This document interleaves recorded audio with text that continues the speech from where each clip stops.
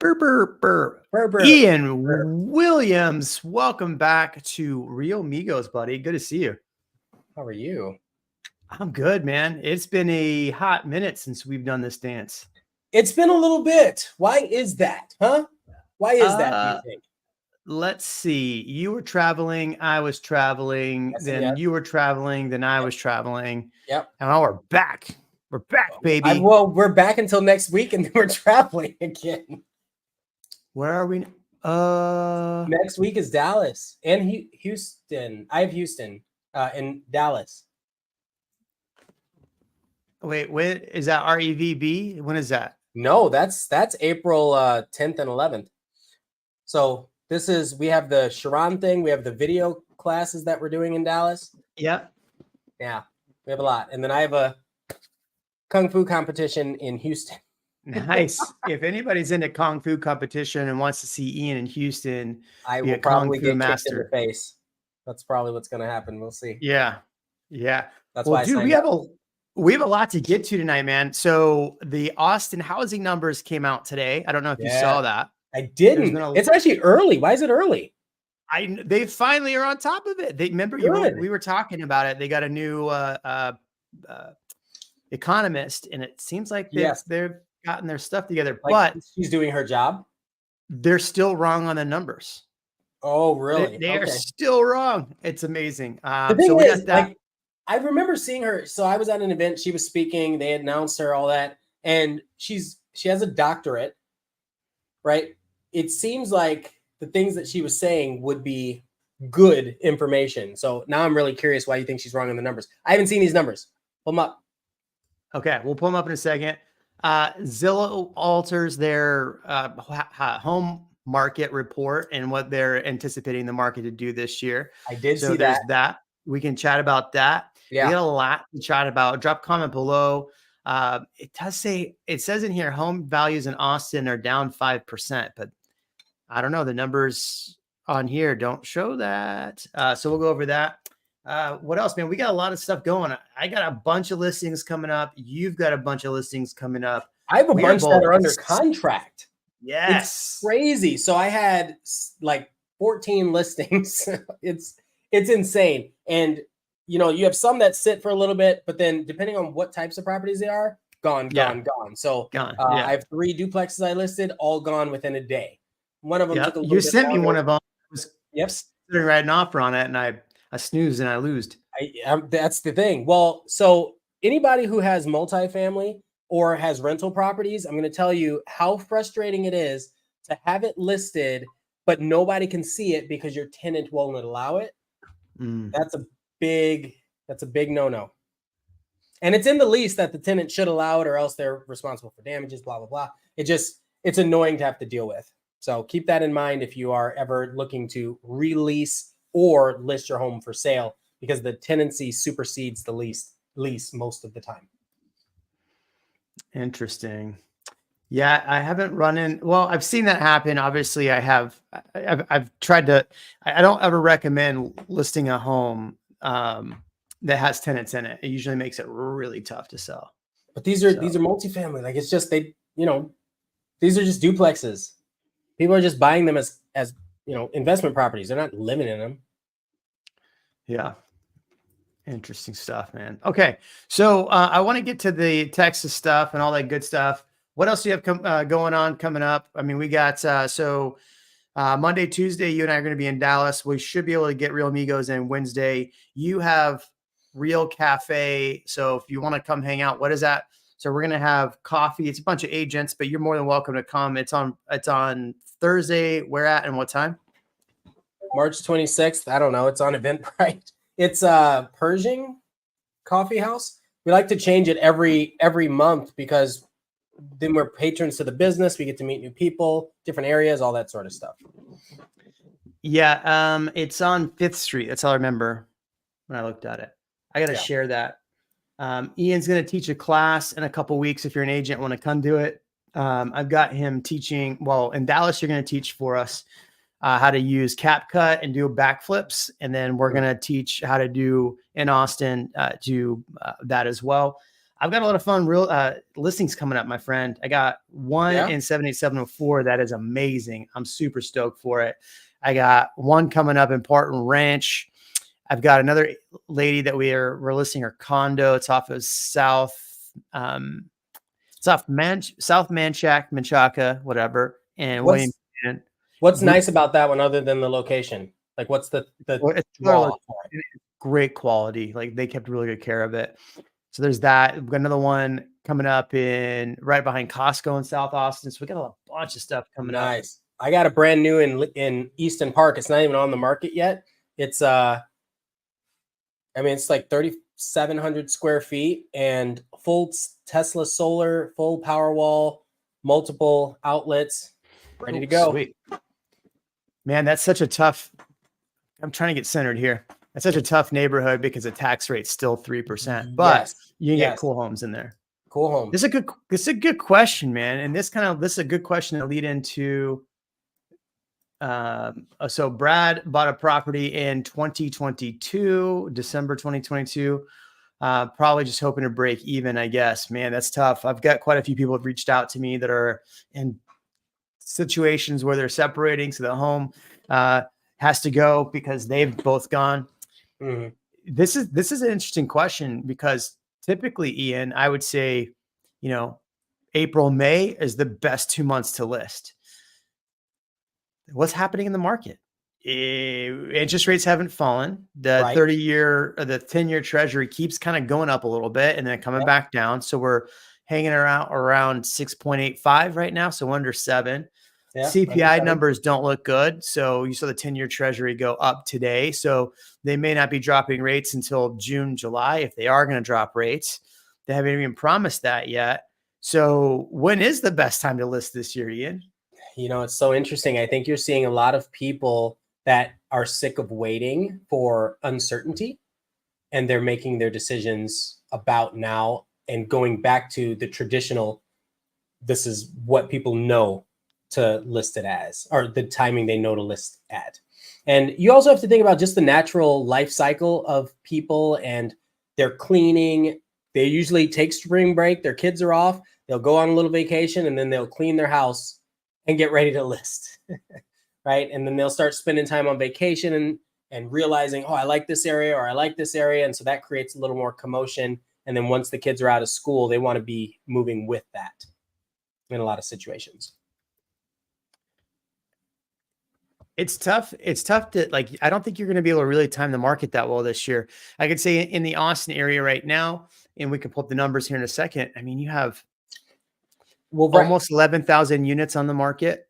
Well, in our MLS, which that's not all like Austin. I mean, it's a big area. Well, and it's expanded a lot, right? The number of, or the reach of our MLS. Right. I mean, let's talk about here's here you go. Now I can share this present. Share screen window. So these are these are the stats that just came out. So City of Austin, let me change this a little bit. Can I do that? What? Control.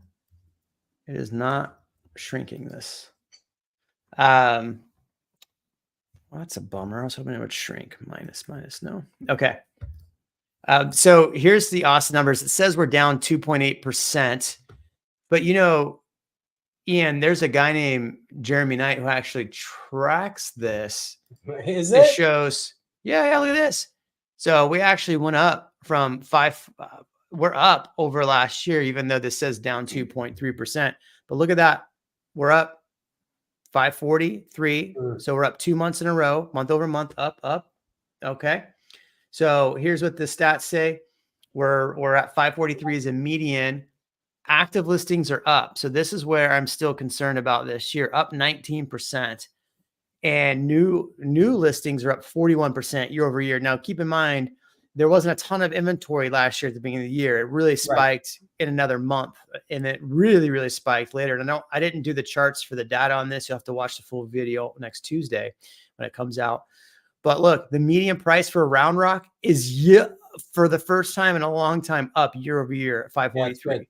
Good. Isn't that crazy? Because look, here's the numbers on this. And if you're in my database, my email database, I send this out. But look, the first time month over month positive right here. Look at that. And month over month positive, and then year over year positive in what? In 1, 2, 3, 4 months, 5 months, 6 months.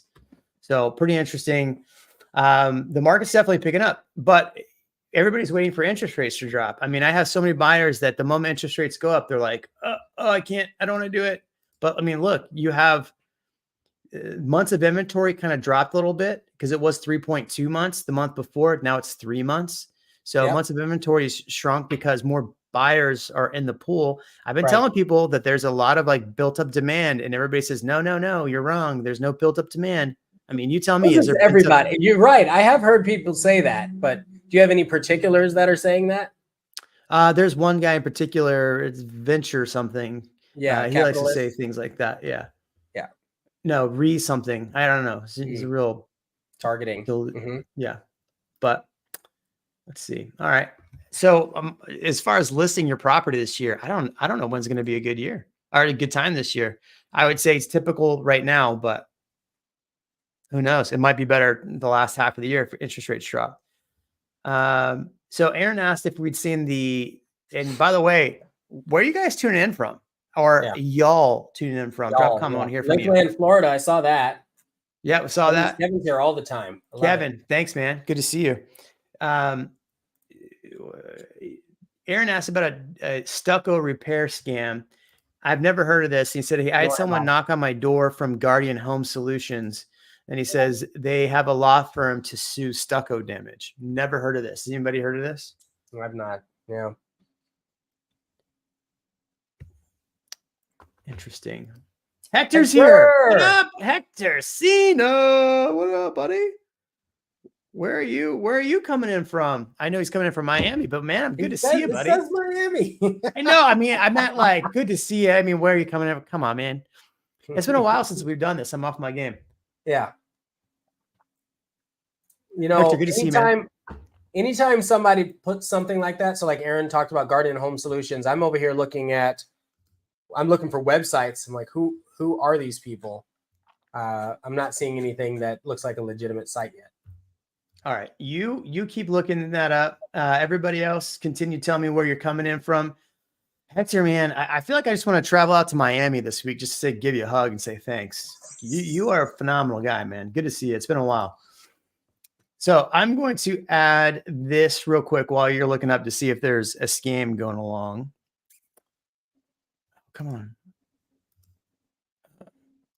Why did it not? There we go. Okay. So Zillow, influx of sellers arrived just in time for spring shopping season. So initially Zillow, I think, had us up like 4%, but they've altered this slightly. I want to say they say that we're going to be up even more at the end of the year. But here's what's interesting. He said the value of typical home in the U.S. is $349. We're still above that, even in our MSA and in Austin, up 40% compared to pre-pandemic levels. The typical monthly mortgage payment, assuming a 20% down, is $1,800. Home values climb month over month in 45 of the areas, but what numbers are they getting? I just showed you they went up month over month, and they're saying Austin's down 5.1%. But if we look at the numbers that are up, you have San Jose, which is crazy. San Diego, also crazy. Seattle, crazy. San Francisco, crazy. DC, crazy. Where's all the Florida places at, Hector? How's it going? Hector, how's it going in Florida right now, man? You drop a comment. I want to hear from you, man. How is it going? New Orleans is down 7%. Austin, 5%. San Antonio down 2.5%. Houston down 1%, or a positive 1.2%. Looks like a positive 1.2%. But what's interesting about that, and I want to get your take on this, U.S. foreclosure activity, Texas is up, I think it was like 5% on foreclosures, but we're still down below pre-pandemic levels, and month over month foreclosures are still down. So everybody's saying that there's a big foreclosure wave. What are you seeing, Ian? Do you think that there's going to be a big foreclosure wave, especially in the Austin area? You know, this is something that our friend Aaron has predicted for a long time, referring to student debt starting to loom over people. Plus, you have increased interest rates and some job concerns with people. So with all of that together, I could see either exodus, which we've seen some people listing their homes, moving back, and then maybe some foreclosures as well. So I could see it trickling up. I don't know. Here's the real problem. The real problem is there are a lot of jobs available. They're just not jobs that people want, right? Or they're not paying what people want, right? So yeah, I could see there being a trickle up in foreclosure rates, but we just have to keep an eye on it. I was talking to somebody the other day, Ian, and they were like, we were talking about employment, and they're not a realtor. This person's not a realtor. They're in the tech world. And they're like, yeah, all these people, every time you hear these layoffs, they get rehired really quickly. That's why the unemployment rate is still 3.2%. Yeah. But here's where it says the highest. But are they taking a pay cut? Are they taking a pay cut? Yeah, that's really the only question I would have. If somebody's, being let go from one company and they may have to take a pay cut, or they may have to go elsewhere to get a role. Hector says the market is a little stagnant. Hector, are you in front of a computer? You want to join Real Amigos and chat? I'm going to shoot you. Yeah, he does. Yeah, he does. Let me keep going with your thought there, Ian, and I'm going to shoot this to Hector. So just as I'm going through some of the research, people are comparing Guardian to Vivint, but that's the Guardian home security company. And I think that they were swallowed by a solutions company, just like Vivint was. And so if you've ever used Vivint as a product, which was, they did home security and they're based out of Utah, and they're all door knockers, and that's just what they do. People have a certain disposition for Vivint. And so I think Guardian is very similar, but I'm not seeing anything that refers to scams in a traditional sense. Oh, dude, we almost got Hector on. He's having dinner. I sent him the link too. Oh, look. I see it. Whoops. I should probably pay attention to the live stream. Go ahead. No, that's it. So I haven't seen anything come up just yet for that. But I guess my question, and Aaron's a smart guy. I would question what makes him think that it's a scam, or did he see an article that said it was a scam? Because I'd like to look into it more. Yeah. Well, he said somebody knocked on the door. Yeah, but where did the word scam come from? I don't know. That's what I'm asking. It's like, yeah, just because somebody knocks on your door doesn't make it a scam. I mean, I'm just as pessimistic as Aaron is. I assume it's a scam. Oh, I'm not saying there's anything wrong with being pessimistic. I'm just curious. Did you just say that Aaron's pessimistic? Path. Man, I can't believe you'd be rude to your guy like that. I'm just messing with you. Okay, so the highest foreclosure rates are in South Carolina. Nationwide, 1 in every 4,279 homes has hit units had a foreclosure filing in February 2024. States with the highest foreclosure rates were South Carolina, 1 in 2,200, Delaware, 1 in 2,400, Florida, 1 in 2,600. Florida. Yeah. Ohio, 1 in 2,800, and Connecticut, 1 in 28.8. The thing that was interesting on here is among the 224 metropolitan statistical areas with a population of at least 200,000, we saw the greatest number in Chicago, Philadelphia, New York, Pittsburgh, and Detroit. So Austin, not even on that list.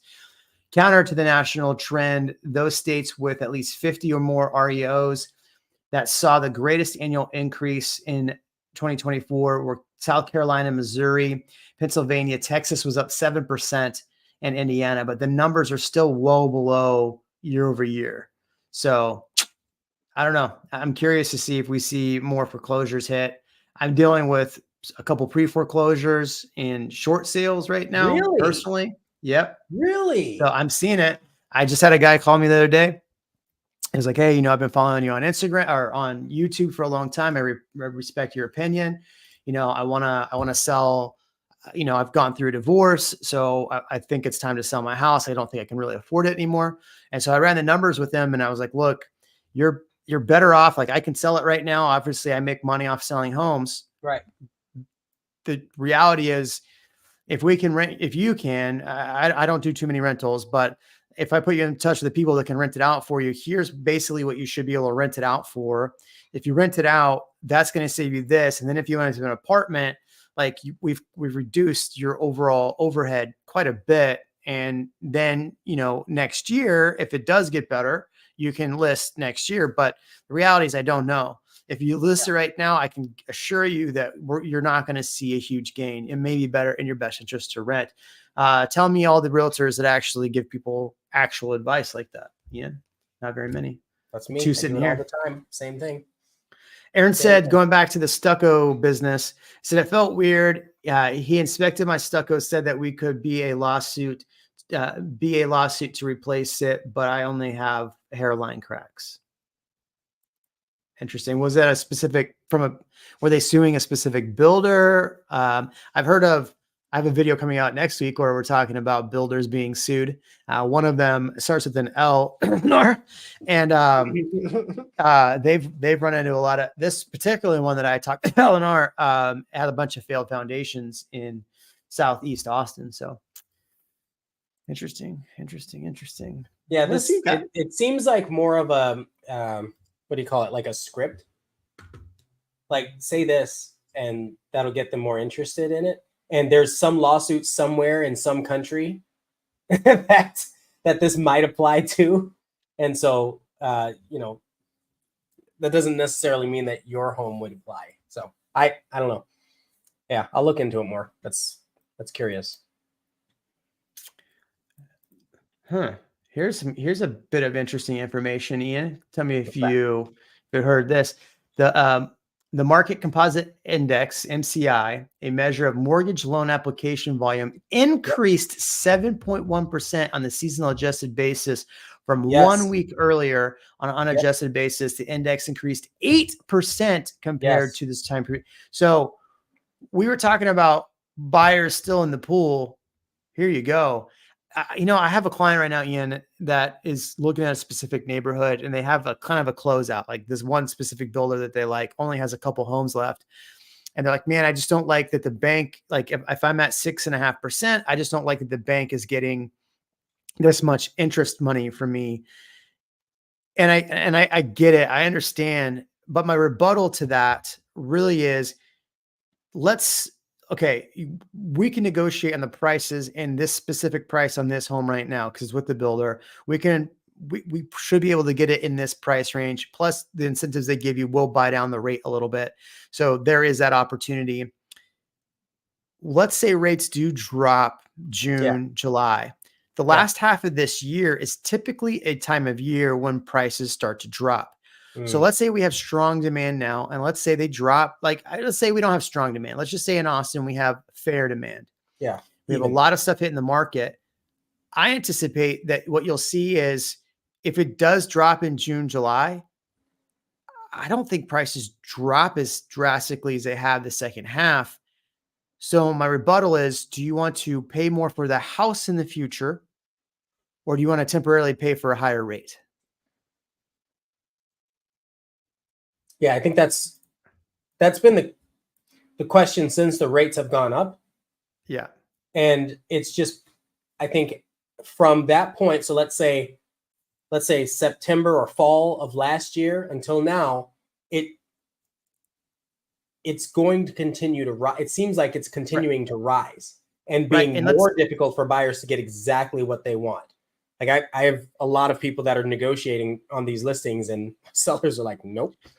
Well, and that's the thing right now, is like, now is still the time to be able to negotiate better than we could have in the past, right? Not 22, 21, 20, but right now with the amount of inventory, it's still a good time to actually negotiate and bring down the price a little bit, get some incentives. I don't know that we're going to have that the second half this year. If rates do drop and people jump into the market the last half of the year, instead of as strong as they were the first half of the year, Yep. Let's say you did write that offer, you did get that home under contract. I'm just saying hypothetically, I'm not telling you to do this, but let's say you did get the rate down a little bit, you did get the home price lower, and let's say the last half of the year prices do go up because people are back in the pool because interest rates drop. Now you actually have equity in the Yep. property. Like it makes sense to try to negotiate to me, and this coming from somebody right now, Ian, I'm about to go write an offer on a commercial building personally. So I'm looking at the interest rate going, yeah, it sucks, but what am I going to do? Nobody's written an offer on it. Let me write a lower offer on it. Let me negotiate. And then when rates come around, I can probably try and renegotiate this office building that we're looking at because I'm trying to get an office for our brokerage. So if that works out, it's going to be amazing. But when I was with all these high net worth individuals 2-3 weeks ago, they're all looking for stuff. The one thing they're waiting for is the rate to pop. If the rate pops, they're back in. Right. Interesting. I don't know. I mean, I don't know. Do you in the comment section, I've been looking at the comments. Do you in the comment section think that rates are going to drop this year? If you are one of those people that didn't buy a home, if rates drop, are you going to buy? If rates drop, are you going to sell? I want to hear from you in the comment section. Aaron, somebody who is an investor, I want to hear from you. Going back to the Aaron thing, because this whole channel is about Aaron now. We should send Aaron the link. Just bring Aaron on. It was Meritage Homes for his. He says the stucco thing. Yeah, he said I felt like it was weird. Oh yeah, for a stucco thing, it was Meritage Homes. That's his personal property, I think, right? Meritage. Yeah. Yeah. Oh, so that's the question. It's such a. I wish I had a better crystal ball. I wish I've always had a better crystal ball. Well, what is your crystal ball saying, Ian? Well, obviously it's not crystal, it's hazy, but I think it's also yours is crystal with a K, right? Crystal. Like always, like we've been talking about for the last 6 months or so, when we do these episodes, we have to consider the climate for a lot of things, right? AI, how that impacts jobs. IBM, remember that? They've laid off a whole bunch of people. They were like, yeah, we've got AI to do it. Okay. We have TikTok today just passed the House that it might be banned in the United States today. Like this is big because TikTok has an Austin presence. Okay. Then you have the political climate, way up there, the political climate. It still impacts the psyche of people that are buying and selling and deciding to make a move. So all of those are factors. And so there is no answer because all of these are such variables that we can't try to really predict them. I think people that are buying right now are getting what they want without too much fuss.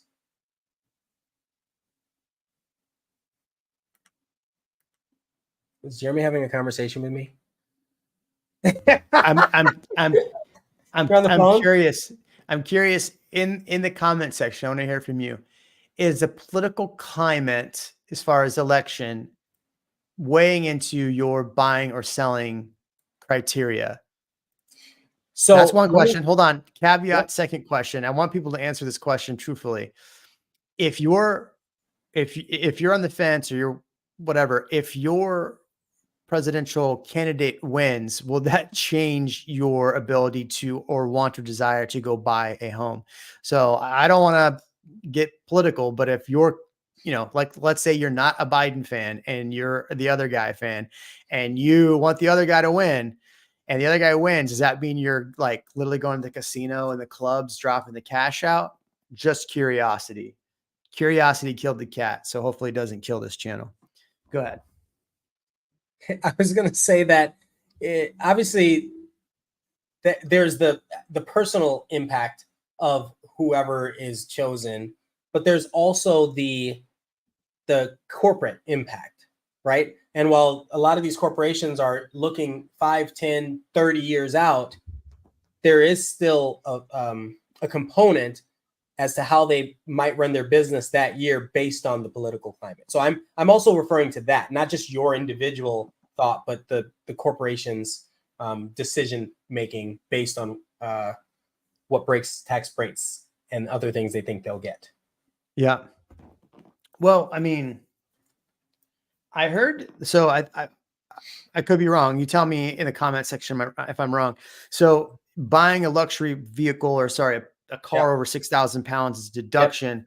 Yep. They changed it like a year ago where you could write it off like the first year 50%, and then I think 40, 30, 20. Like, so it was a declining scale of how much you could deduct the first year, because it used to be 100%. I heard that this year they were going back to 100%. I don't know if that's just because it's an election year or what, but if that's the case, baby, what are we buying? What SUV are you buying? G-Wagon, finally. No, I'm just kidding. I'm definitely not buying a G-Wagon. I'm definitely not buying a G-Wagon. That I was just holding off on the Cybertruck until then. Right. Like that's, so if they make that announcement, I'm going to be like calling Elon once a day. Like, hey, Elon, where's my Cyber? Hey, Elon, where's my Cybertruck? Well, that's when you drop the $1,000. You know, they have $1,000 fast pass. You saw that? I saw it. I know. It's like, come on, no. One of my buddies just got his VIN number. I'm like, yeah, I thought about doing the $1,000 thing. I just don't. I need to buy. You don't even like Tesla. What are you talking about? Stop it. You don't even. I don't like Tesla. Well, hold on. I have a Tesla. Yes, but that doesn't mean you like it.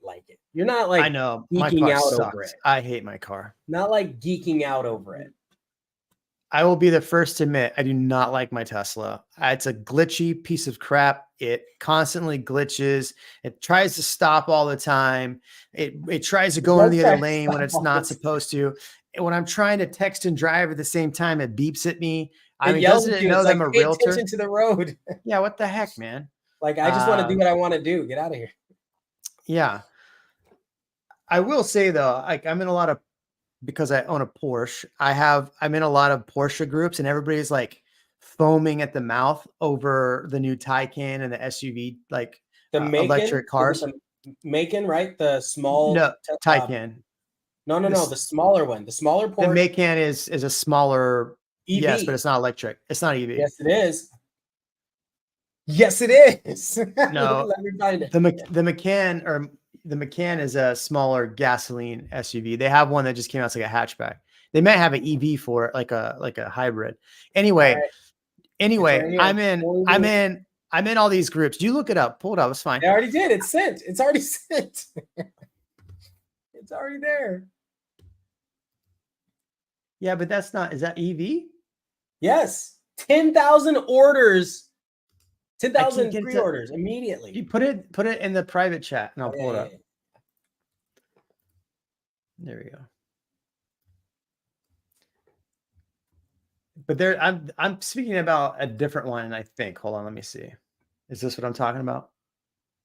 No, this is not what I'm talking about. There's a different, like, full electric that they have. Anyway, this is a good example. I would never buy this. I'll pull it up so you can see it. I would never buy this. I'm a big Porsche guy. I love Porsche. I love everything about it. Yeah, see, Hector knows what I'm talking about. They have like a hatchback Taycan that just came out. Okay. Sure, great. Okay. But they also have this. We can both be right. You know that, right? Like, we can both be. Yeah. Both of us. Okay, fine. Fine, Hector. Like, let Ian be semi-right. We were both right at the same time. Anyway, I would not buy this. I don't care. I like the fact of driving an EV. Okay. I like the Tesla for the EV part. Not that I care about the environment. I bought it because I don't like to go to the gas station. I like simplicity. I like to be able just to get out of my driveway, drive around all day, and come back and charge. I love the simplicity of it. I hate taking it on road trips, but you cannot get me to drive one of these Porsche electric vehicles or GM or any, because the moment you need to charge, you're sweating bullets trying to charge somewhere. The Tesla system for charging is unmatched. You have too many people trying to do all these different stupid slow chargers. And I see everybody crying about chargers. I'm telling you, just buy it. If you want an EV, just buy a Tesla. That's easy it. Answer. So my struggle is if the 6,000 pound thing does come back, I need to buy a vehicle this year because I want to get rid of my Tesla. But do I buy the Cybertruck, which I don't think I'm going to get in time by this year, even if I did the thing? That's A. B, do I buy a luxury vehicle? I sell a lot of homes. I drive around town. So the Cybertruck would be cool, but I think I'm softening on the Cybertruck. I don't know. Do I get it? Do I get it, Ian? Will you tell You me? asking Like, me? I'm getting yeah, it should I because get the I am a Cybertruck? nerd and I wanted it since he was on stage breaking the glass. That's Now, just, look, I love that look, stuff.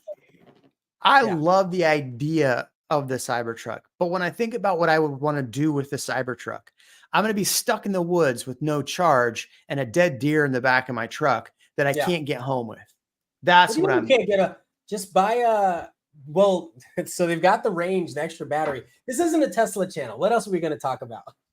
Well, speaking of, Elon Musk just leased up more space or taking up more space Yes, than Kyle. that's That big. was just announced. And in North. And North. Yep. And Tesla now has 20,000 employees in Austin, the number one employer of anything in the Austin, number one employer. Even more than HEB? That was Yes. nice. Good. Yeah. I got a whole short video coming out tomorrow about it. So yeah, so follow the shorts. Anyway.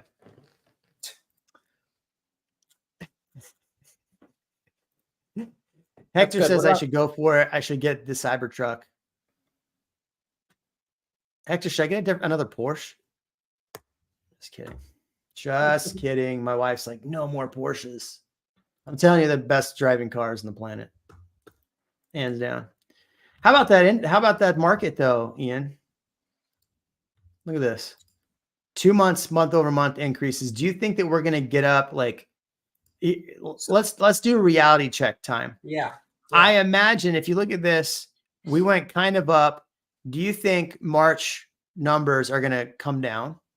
I actually think that we're going to ride a similar curve to 2023 and stay just above, at least up until June. Yeah. Do you think we're going to do out the dip in May?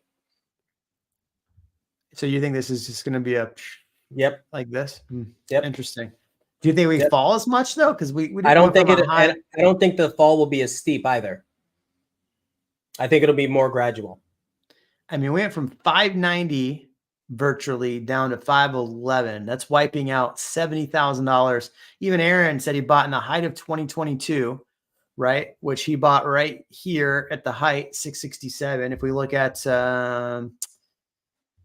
MSA numbers, MSA, because Aaron bought in the MSA peaked out around 550, and now we're at 443, right? That's a little more than $100,000 dip. Aaron, are you feeling that $100,000 dip? That's the question to ask. Hector, are you feeling the $100,000 dip? How's it going over there, man? What are you eating for dinner? Let me guess. That's a good question. Aaron says that he's never selling. Aaron, are you still seeing, I don't know how, I mean, you have several rental properties. Are you still seeing a challenge in renting properties right now? Or are you still seeing rental prices dropping? That's something that I heard. I just put out a property for lease in New Braunfels. So I've done like 4 or 5 lease listings in the last 2 months. And I actually had some clients that they're buying, but they needed to lease first.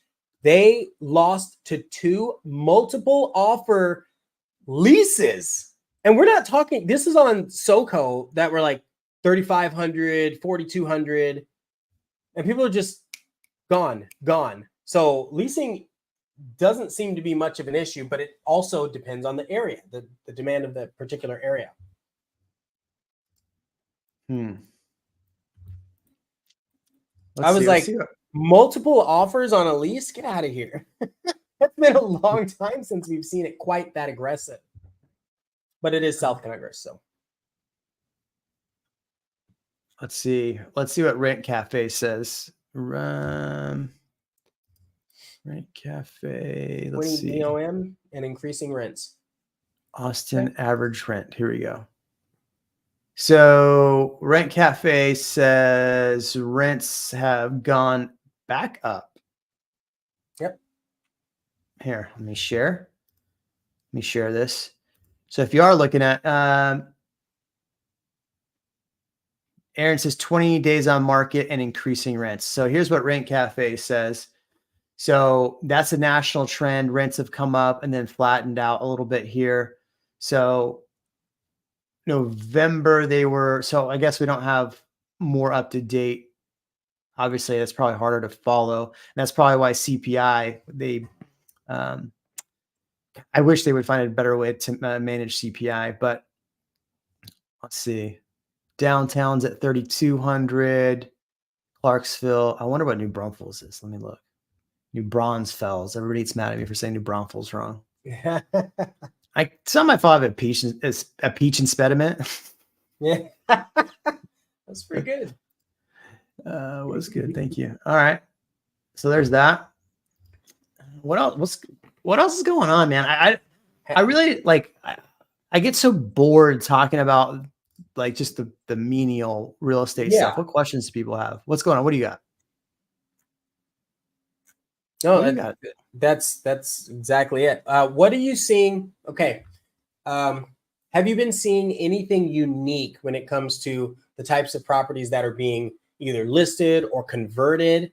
I know we've got like zoning conversations happening. There's a lot of stuff happening that is just, they're trying to fix problems. And I'm wondering if you're seeing anything that seems like a unique solution. Like, remember a while ago, there were the hotels being converted for the homeless. What else are you seeing? I like how you said that. Yeah, I like how you did that. Hotels being converted for the homeless. Well, no, I'm trying to, I want to articulate it in a sensitive manner. What are the things that we're seeing that are break fixes? Brooke, thoughts on the Tech Ridge area? Like, what are your questions? What give us a better question, and what are our thoughts on the Tech Ridge area? Yeah, my thought is Tech Ridge is an area. I think Tech Ridge is an area. Aaron says, to me, equity doesn't matter. I'm never selling. I only care about monthly payments. He wants that monthly cash flow. Yep.